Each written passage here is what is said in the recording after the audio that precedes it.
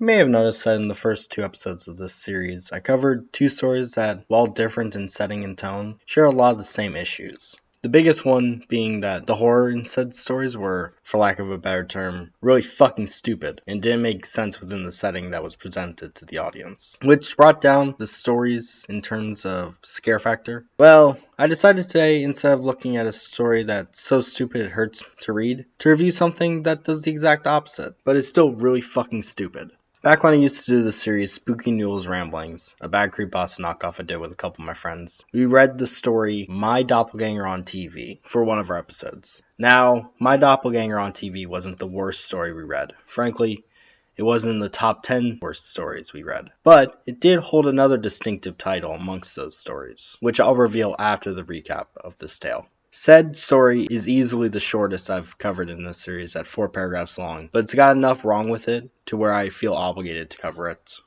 So without further delay, let's get into this thing. So the story begins with our no-name protagonist doing what all no-name protagonists do in creepypastas, monologuing about weird, vaguely horror-related nonsense he's experienced in his life. He explains that throughout his life, he has seen someone who looks exactly like him, the titular doppelganger, in numerous shows and sporting events on TV. He clarifies that the doppelganger seems to grow with him and only appears on TV when he's alone. As the protagonist grew up, he'd see the doppelganger on TV less and less, until he would only appear once in a blue moon. Then the story decides to jump the fucking shark before landing in the refrigerator in time to survive a nuclear fucking explosion. The protagonist claims that they're a celebrity, and seemingly a pretty big one because they're followed by paparazzi and are asked for autographs, which is probably the silliest concept I've ever seen in a creepypasta. Because all I can imagine now is Tom Cruise sitting down at his computer to log into his Creepypasta Wiki account. Getting back to the story, Tom explains that recently the paparazzi and fans have been seeing him in places he hasn't been, while doing things he normally doesn't do. And then he says that his managers are happy that Tom has been doing free press, but that he can't sleep easy at night. And that's it.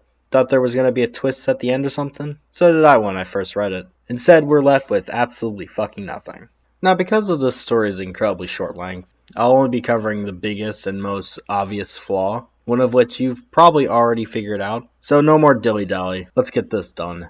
So there's a lot of bad creepypastas out there. I'm talking Jeff the Killer, Laughing Jack, Sonic.exe. Those are a few good examples of terrible stories. But, you know what all those stories do that My Doppelganger on TV doesn't do? Well, they all have something fucking happen in them. They all have, at the bare minimum, something that attempts to frighten you as the reader. And they all fail, horribly obviously, but fuck, it's better than this. I mentioned before that this story held a distinctive title amongst other stories me and my friends read. Well, that title was the most nothing story on the show. And for good reason. Nothing fucking happens in this story.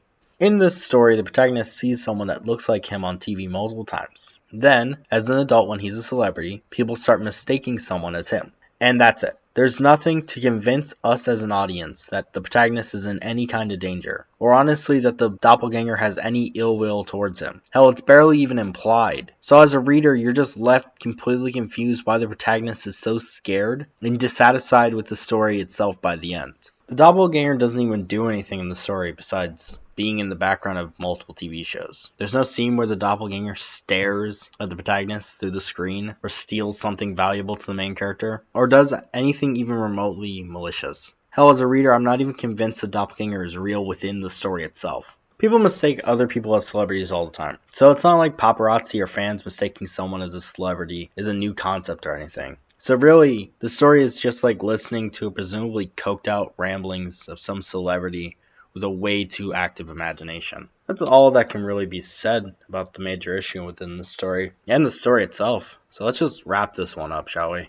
My Doppelganger on TV is the embodiment of a nothing story. No genuine horror, no entertainment, no build-up, atmosphere, characters, really anything. It's the literary equivalent of prison slop. Frankly, that's really disappointing, because the concept this story has isn't completely dead on arrival, like giraffes are no longer my favorite animal, or watch for wandering towers. Honestly, if you rewrote this story, made it a little longer, added some genuinely spooky scenes, and fleshed out the characters a bit more, I think you would have a rather serviceable story, honestly. It'd still be nothing to write home about, but it's better than 4 paragraphs of slop and Tom Cruise.